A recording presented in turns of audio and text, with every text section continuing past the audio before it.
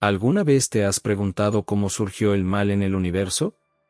Hoy te revelaré uno de los secretos más antiguos, la caída de Satanás, una historia que desafía nuestra comprensión sobre el bien y el mal.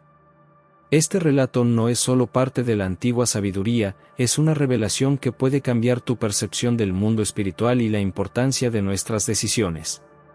Para entender esta historia, tenemos que remontarnos a los orígenes. En un principio, Dios creó a Satanás como un ángel perfecto y glorioso, diseñado para ser uno de los seres más cercanos a él. La Biblia nos dice en el Evangelio de Juan, capítulo 1, versículo 3, que todas las cosas fueron hechas por medio de él, y sin él nada de lo que ha sido hecho fue hecho. Este ángel, conocido como Lucifer o Lucero del Alba, era una creación magnífica, con poder y belleza que sobrepasaban a los demás ángeles. Sin embargo, algo en él cambió, un deseo oscuro comenzó a germinar en su corazón. La rebelión de Satanás fue el primer acto de desobediencia en el universo. Isaías 14, 12-15 describe cómo Satanás intentó elevarse por encima de Dios mismo, afirmando en su corazón: subiré al cielo, elevaré mi trono por encima de las estrellas de Dios, seré semejante al Altísimo.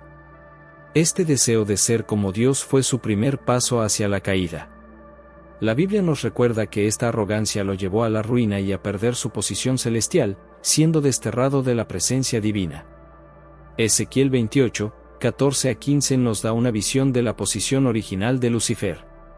Era un querubín ungido, destinado a estar cerca del trono de Dios, rodeado de joyas preciosas y caminando entre las piedras de fuego, lo que simboliza la gloria y la pureza de la presencia divina. Lucifer, en su naturaleza original, estaba lleno de sabiduría y perfección. Pero, como nos dice Ezequiel, se halló iniquidad en ti. Este pasaje nos deja ver cómo el mal no fue una creación directa de Dios, el mal comenzó en el corazón de Satanás, quien, con su libre albedrío, decidió apartarse del propósito para el cual fue creado. Cuando Satanás se rebeló, no fue solo. La Biblia menciona que convenció a 1/3 de los ángeles para que se unieran a él en su rebelión.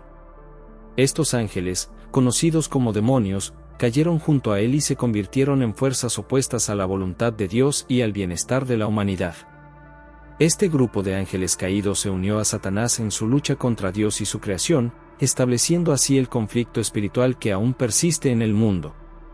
Isaías 14, 13-14 ilustra la arrogancia de Satanás con 5 afirmaciones de poder: subiré al cielo, exaltaré mi trono, me sentaré en el monte de la asamblea, subiré por encima de las alturas, seré semejante al Altísimo.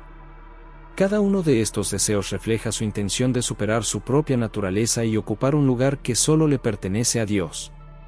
Pero el juicio de Dios fue implacable. Isaías 14:15 declara su destino: pero has sido derribado al Seol, a las profundidades de la fosa. Satanás, sin embargo, no desapareció después de su caída. Apocalipsis 12, 7-9 nos muestra cómo hubo guerra en el cielo, con Miguel y sus ángeles luchando contra Satanás y los suyos.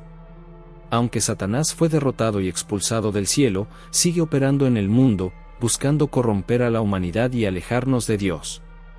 La Biblia también nos advierte sobre el peligro del orgullo, el pecado que llevó a Satanás a su caída. En Lucas 10:18, Jesús dice: vi a Satanás caer del cielo como un rayo, recordándonos que el orgullo fue el origen de la primera rebelión. La historia de Satanás nos enseña que el deseo de exaltarnos por encima de nuestra posición y de nuestra dependencia de Dios siempre lleva a la perdición. La caída de Satanás no solo fue una pérdida para él, sino que marcó el inicio del pecado en el universo. El mal no proviene de Dios, más bien, surgió cuando Satanás, lleno de orgullo, decidió apartarse de la voluntad divina. La Biblia es clara en que Dios es santo y justo, y no puede ser la fuente de la maldad. Santiago 1:13 nos recuerda que Dios no puede ser tentado por el mal, y él mismo no tienta a nadie. El mal es una distorsión de lo bueno, y Satanás, en su rebelión, distorsionó el propósito para el que fue creado. ¿Por qué permitió Dios esta rebelión? Aquí entra en juego el libre albedrío. Dios creó tanto a los ángeles como a los humanos con la capacidad de elegir, sabiendo que una adoración verdadera solo puede nacer de la libertad de elección. Satanás tuvo la oportunidad de permanecer fiel, pero decidió lo contrario. En su orgullo, eligió un camino que lo llevó a perder su posición y su comunión con Dios.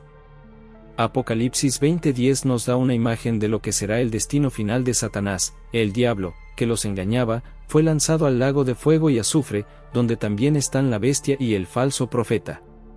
Serán atormentados día y noche por los siglos de los siglos. Esta es la promesa de que, al final de los tiempos, el mal será completamente eliminado del universo y no tendrá más influencia sobre la creación. Satanás, aunque poderoso, no es igual a Dios. No posee la omnisciencia ni la omnipotencia, y su poder está limitado por la soberanía de Dios. Ezequiel 28, 17-18 revela que su poder e influencia fueron corrompidos por el orgullo y la violencia. Dios finalmente lo juzgará y lo derrotará. Su caída es un recordatorio de que cualquier ser, sin importar cuán elevado sea, está sujeto al juicio divino si se aparta de su voluntad.